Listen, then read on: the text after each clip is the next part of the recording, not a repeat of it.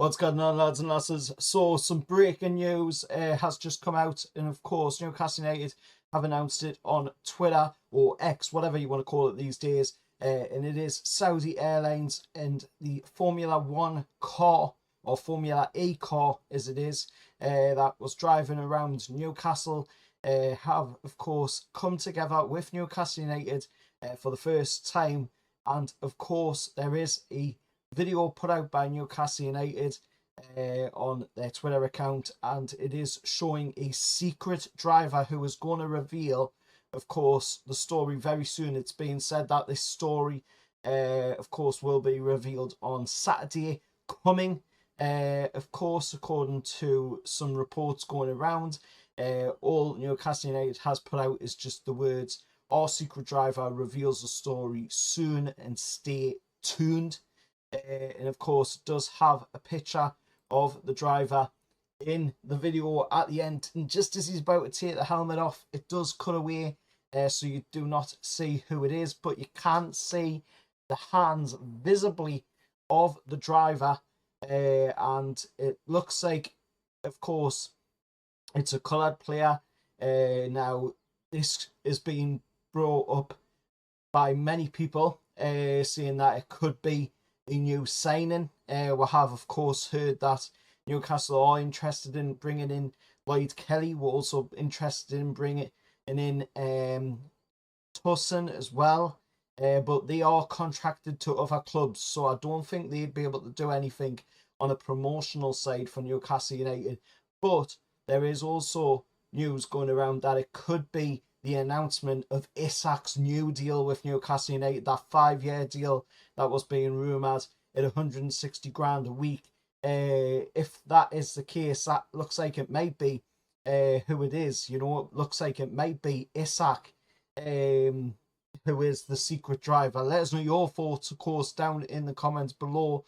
But this comes, of course, after we had some pretty big news from Fabrizio Romano, talking about the advancement in talks to appoint Dougie Freedman as the head of our director of football.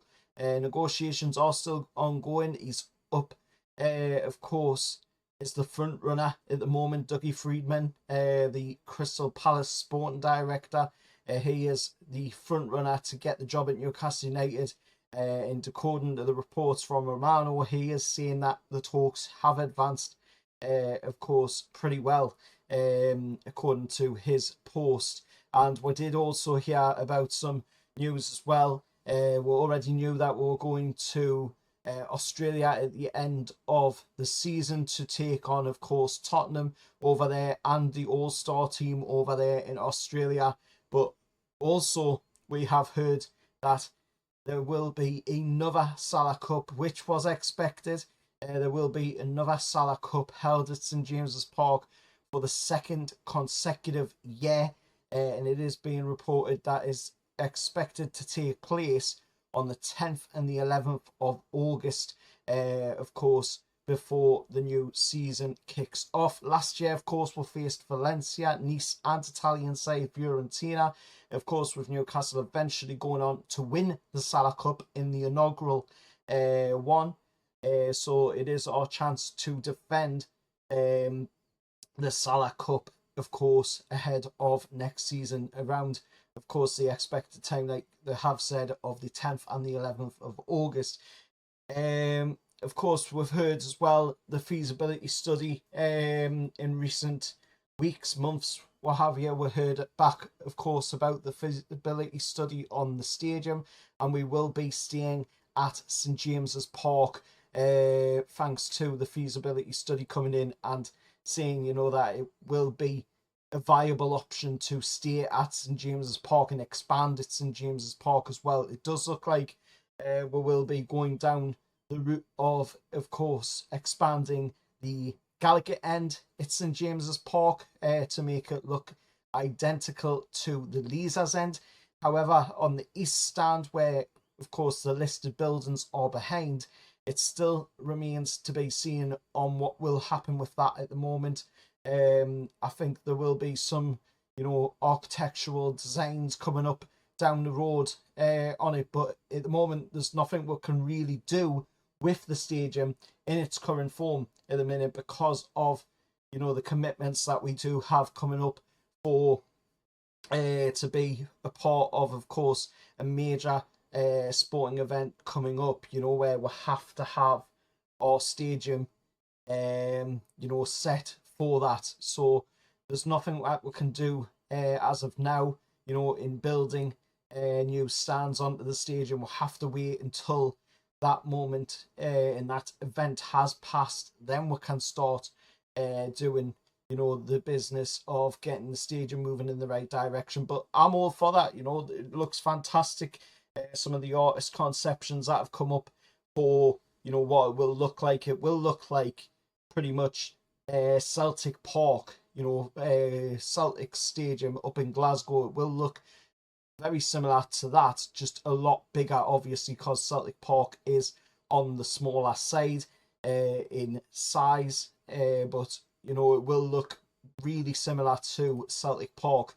There was a lot of options going around by Bundicam, I believe it was called, who put out a video of quite a few different options that Newcastle could go down, and quite a few people were going for option C, which I've got to say I was one of them people that was all for option C. It just looks fantastic. It sort of reminds you of, you know, the Johan Cruyff Arena in Amsterdam, or, you know, the Millennium Stadium down in Cardiff, you know, so option C would be a very good option down the road if we can somehow, you know, go down that path. But this option that, you know, we have the chance of getting where the Leazas stand and the Gallagher stand look very similar is a really good option. Does boost the capacity up from 52,000 to about 65,000.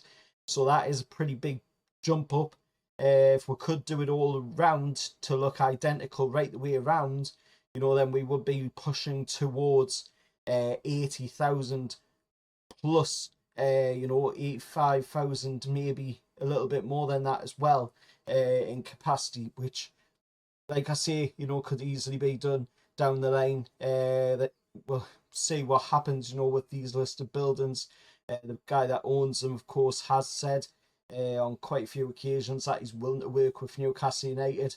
You know, if they come to him, he's willing to find a workaround, you know, to get that East Stand capacity up, because, you know, if we can get a bigger capacity for St James's Park, then there's a lot more people being able to get in there and witness the game, a lot more atmosphere in the game as well. And, you know, a personal opinion of mine would be that, you know, we could maybe put a sliding roof on the St James's Park, and, you know, on Champions League nights, close that roof if we get the approval to do so, you know, like we've seen Real Madrid do recently, and close in all that atmosphere from the game. You know, that's just going to be absolutely deafening in there.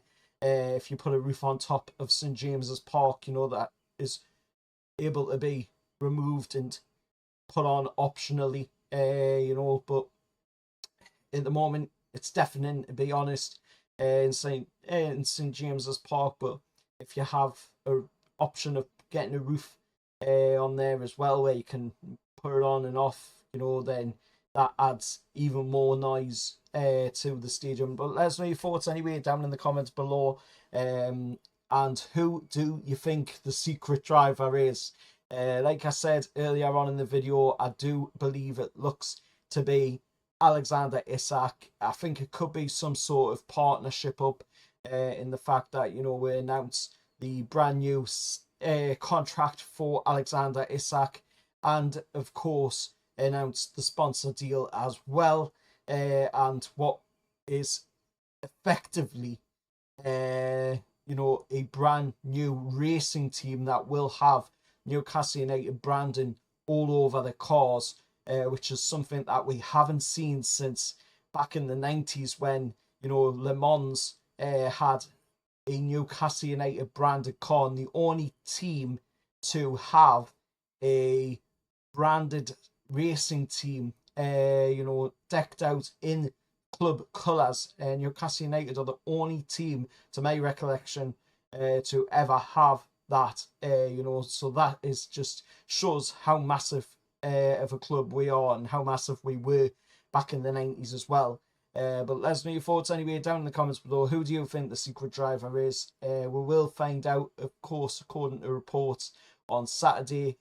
So keep tuned to the channel, and I will, of course, put out my thoughts on when Newcastle United finally do reveal who the secret driver is, and any other Newcastle United news coming, of course, as well, will be updated on the channel for you guys.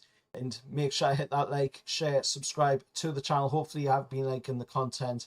If you have, you know, hitting that like button really does show how much you like the content. It's completely free, and you don't realize how much it does support the channel. It really supports the channel and pushing the channel forward.